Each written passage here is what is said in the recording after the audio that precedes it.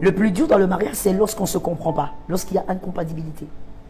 Vous êtes ensemble parce que vous avez cru que ce beau gars était pour vous, mais il y a incompatibilité. Ça ne va pas. Vous avez tout fait, vous ne vous comprenez pas. C'est le langage du muet, du sourd. Vous ne comprenez pas. L'incompatibilité, c'est la chose la plus horrible dans le mariage. Au niveau du fiançailles, lorsque, entre vous déjà, vous êtes capable de bien communiquer, parce que tout passe par la communication, de bien communiquer, vous communiquez bien, vous vous comprenez. Vous devez vous comprendre. Même avec le Saint-Esprit, on doit se comprendre pour collaborer. Vous comprenez. Ne faites pas semblant de vous comprendre. D'accord. Je peux dire quelque chose? Bien sûr. C'est entre nous. Écoute, les femmes généralement, surtout les célibataires, vous faites semblant de vous comprendre pendant les fiançailles. Je ne comprends pas pourquoi. Pourquoi? Pourquoi vous vous leurrez vous-même? Dans les fiançailles, ça ne marche pas. Quand vous êtes ensemble 5 minutes, c'est déjà les engueulades. Non, écoute, c'était pas ça. Mais pourquoi vous faites semblant? Écoutez ce que vous vous dites. Non, c'est juste, c'est normal, tout le monde vit comme ça. Tout le monde ne vit pas comme ça. Non, on ne démarre pas un mariage dans les incompréhensions ou quand vous êtes ensemble 2 minutes, vous êtes mal. C'est quand il est avec ses amis, il est heureux. Quand vous êtes avec vos copines, vous êtes heureuse. Dès qu'il vient, ça va pas. Vous commencez à vous crier dessus. Non, attendez, vous allez où? Pourquoi? On ne se marie pas pour se marier. Écoutez, il ne faut pas dire mariage coûte que coûte. Ça, c'est la femme. Ok. Les femmes célibataires aiment ça. Mais pourquoi, quand tu as parlé de la femme au début, j'ai dit, ce qui était important pour la femme, c'est de se connaître. Mademoiselle, il faut te connaître. Tu ne dois pas dépendre de la société. Si nous, on dépendait de la société, tu es d'accord avec moi qu'on ne serait pas ici. On ne serait pas là aujourd'hui. Ne dépendez pas de la société. Tu ne vas pas te marier parce que tous les garçons du quartier ont l'œil sur toi ou te disent tu as vieilli. Tu as vieilli par rapport à qui? Qui a dit que 30 ans c'était trop? Qui a dit que 35 ans c'était trop? La fameuse société. Mais vois-tu, tu vas te marier coûte que coûte et quand tu entreras dedans, c'est pas la société qui t'aidera à vivre dans la paix. Et tu sais, quand tu divorceras, c'est la même société qui dira voici celle-là, elle a divorcé. C'est la même société qui va t'indexer. À quoi tu joues? À la femme, on a beaucoup donné. La femme a été créée comme un être extraordinaire. On lui a beaucoup donné. Et donc, on doit être très sévère avec elle. Si on n'est pas sévère avec elle, on aura des familles détruites. On aura des enfants détruits. Et donc, il faut être sévère. Et comme je l'ai dit dans mon dernier livre que j'ai sorti, Le mariage n'est pas un jeu, j'ai dit, le mariage n'est pas un jeu. Il faut faire attention. Il ne faut pas y entrer comme une gamine parce qu'on veut simplement avoir un homme à ses côtés, parce qu'on a besoin des relations sexuelles, parce qu'on a besoin de se mettre à côté d'un gars qui a des tablettes de chocolat. Non, il faut arrêter ça. Il faut savoir pourquoi on se marie. Si on se marie comme une gamine, eh bien, on va tout détruire. Et finalement, il y aura plus de dégâts que de bonheur. Bon. Fuyons l'impudicité, il faut fuir l'impudicité par la puissance du Saint-Esprit. Tu fuis l'impudicité, tu évites d'être dans l'impudicité et tu demandes au Saint-Esprit de te donner la force de ne pas vivre dans l'impudicité. Mais on ne se marie pas pour fuir l'impudicité, c'est déjà mort, c'est déjà chaotique. Tu deviendras un très grand impudique adultère dans le mariage. Le mariage n'est pas le remède de l'impudicité. L'homme ou la femme doit être conscient que le mariage n'est pas un fleuve tranquille. C'est un fleuve agité. Lorsqu'on se marie en sachant que le mariage n'est pas un fleuve tranquille, c'est un fleuve agité. Mais malgré les vagues, tu peux dire au Christ de calmer le vent. C'est ça, le début même d'un mariage qui pourrait réussir.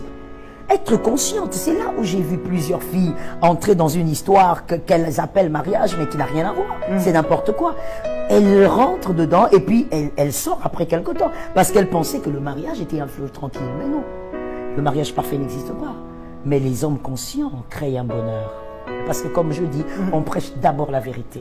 C'est comme ça que j'ai l'habitude de dire à l'assemblée, quand je prêche sur la guérison, je dis, même si je mourrais en train d'agoniser d'une maladie, sur mon lit de mort, je dirais, Jésus guérit les malades. Parce qu'on prêche la vérité d'abord. Et puis, il faut dire que aussi, je me base sur ce que moi-même je vis. Si je suis capable de le faire, vous êtes capable, vous êtes plus forte que moi. Moi, j'ai l'habitude de dire, l'amour ne suffit pas pour vivre dans un mariage heureux. L'amour ne suffit pas. L'amour, il faudrait avoir les mêmes valeurs. Vous savez, Christ a tant aimé, Dieu a tant aimé le monde, il a envoyé son Fils unique. Mais tu vois, l'amour, Dieu savait que cet amour-là, il fallait aller au-delà de cet amour. Il fallait que le Fils vienne, qu'il meure, Mais il n'y a pas que le côté sacrifice. Il y a aussi le côté qu'il s'est fait humain. Pourquoi? Pour te transmettre ses valeurs. Quand on n'a pas les mêmes valeurs, on ne pourra pas vivre ensemble. L'amour ne suffira pas. L'amour va tenir 1 année, 2 ans, 3e année, il y aura un problème. La mère va dire, je vais à la mosquée avec mon fils. Le père va dire, niet. Mon fils, moi j'ai été épousé, je respecte tes valeurs, mais mon fils, c'est ma descendance, il va à l'église. La mère dit, c'est moi la mère, c'est moi qui communique les valeurs. Je dis non. Madame, ça va capoter. Il y aura un problème. Je dis l'amour seul ne suffit pas. Vous devez regarder dans la même direction. Vous devez donc avoir les mêmes valeurs. Je connais la femme, non seulement parce que je suis une femme, mais parce que je connais les capacités de la femme. Je travaille avec la femme, je vis avec la femme. La femme est capable d'arrêter si elle veut arrêter. Être dans le remords du passé, c'est parce qu'elle a choisi de rester dans le passé. Elle a choisi de ne pas tourner la page. Si elle décide de tourner la page, elle va tourner la page. Si on vient lui dire, tu vois cet ex-là, il s'était organisé pour te tuer, elle va tourner la page. Donc quelque part, il faudrait plutôt dire à cette femme, elle doit chercher les bonnes raisons qui pourront l'aider à tourner la page. Et voici l'une des raisons. Plus tu restes dans le passé, tu seras toujours dépassé par le présent. Il faudrait donc que tu te débarrasses du passé pour vivre pleinement ton présent. Et moi, je pense, en observant aussi et par expérience, généralement, c'est qu'on laisse dans le passé, il n'y a rien de bon là-bas. Il n'y a rien de bon dans le passé. Ton ex, là, c'est un gars, il faut oublier ce genre de personne. Il faut laisser ce genre de personne-là. Il a été incapable de connaître ta valeur, alors tu n'as rien à faire avec quelqu'un qui ne connaît pas ta valeur. Alors, j'ai l'habitude de dire aux femmes, on ne quémande pas l'amour, on ne quémande pas le respect. Ce sont 2 choses qu'une femme ne doit jamais quémander. Si elle veut vivre sa vie, son bonheur, elle ne doit jamais quémander l'amour et quémander le respect. Et donc, celui qui est parti n'a pas su te garder, ou peut-être tu as commis des erreurs, tu as fait partir quelqu'un de bien, ça existe, et même maintenant, relève-toi et avance. Devant toi, il y a mieux, travaille ta personne pour que ce qui s'est passé ne se répète pas, et puis trouve quelqu'un qui te respecte. Je veux te dire une chose, trouve quelqu'un qui te respecte plus qu'il ne t'aime. Trop d'émotions pour la femme, ça tue la raison. Il ne faut pas avoir trop d'émotions. Chaque chose a sa place. Il faut faire travailler les neurones. Il faut bâtir une vie. Il faut, comme je disais, je crois dans une prédication de Famille Glorieuse, je disais, quand tu te maries, c'est pour bâtir une histoire.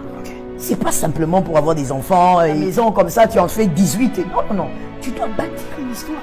Et donc, ne sois pas seulement là, parce qu'il y a des hommes comme ça. Tu sais, si on continue comme ça, bon, on y va, on est entre nous. Il y a des hommes, ils t'aiment. Tu vois qu'ils t'aiment. Ils manifestent de l'amour. Mais à un moment donné, au fait, il a de l'amour, mais il n'a pas beaucoup de respect pour toi. Il y a des gens qui pensent que ça va de pair. Non, pas forcément. Pas forcément. Il y a des gens, il y a un homme qui peut t'aimer. Il manifeste même les preuves d'amour. Il te donne des cadeaux, tout ce que tu cherches.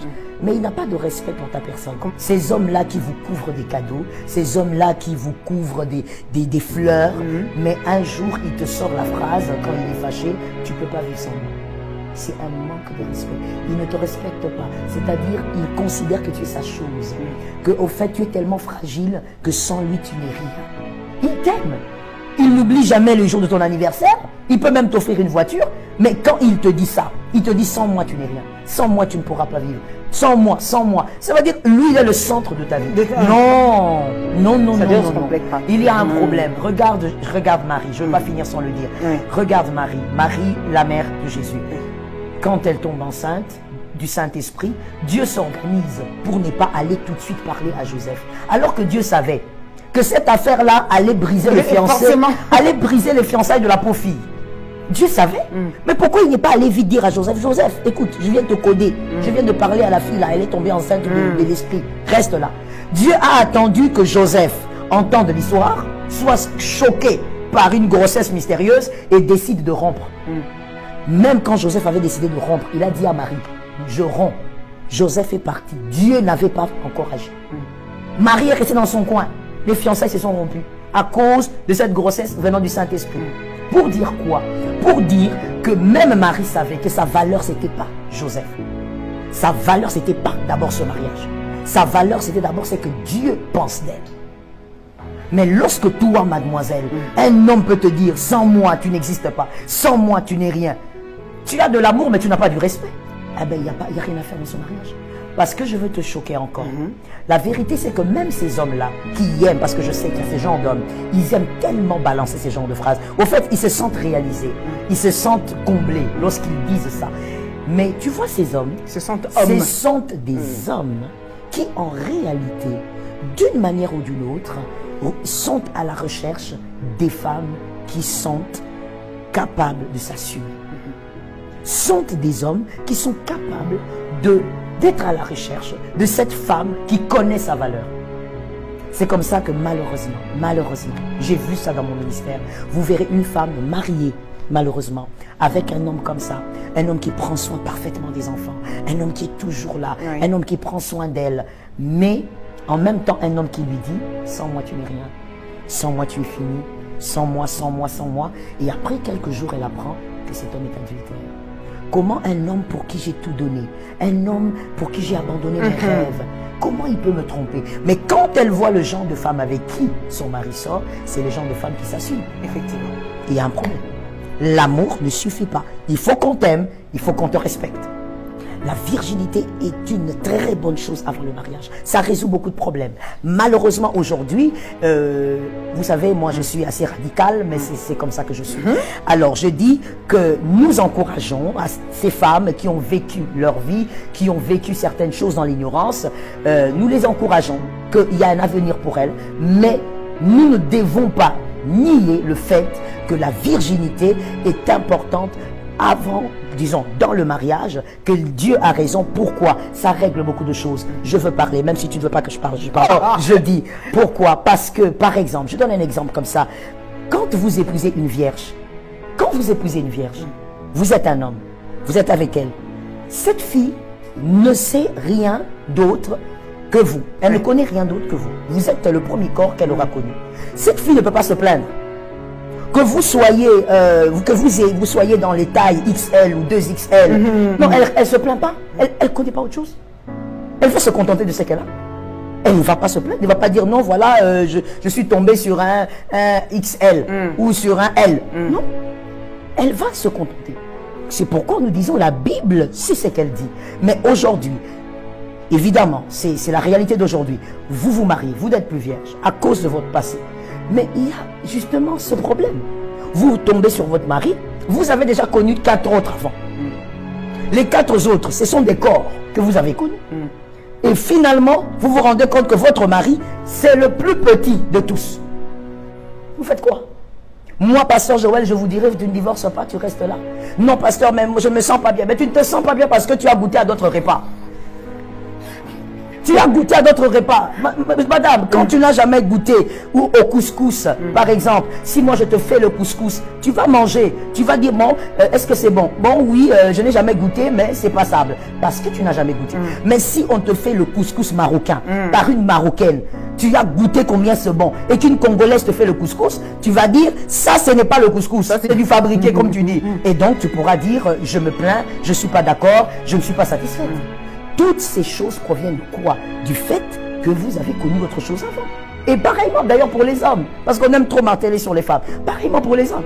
Un homme qui a connu beaucoup de femmes avant le mariage, il croit qu'il est un don Juan, qu'il est un maître, il se tape la poitrine. Mais monsieur, tu vas souffrir. Parce que tu vois toutes ces femmes que tu as connues, ces 15 femmes que tu as eu à connaître, elles ont eu par exemple des poitrines différentes. Et la femme que tu vas épouser, seul Dieu sait.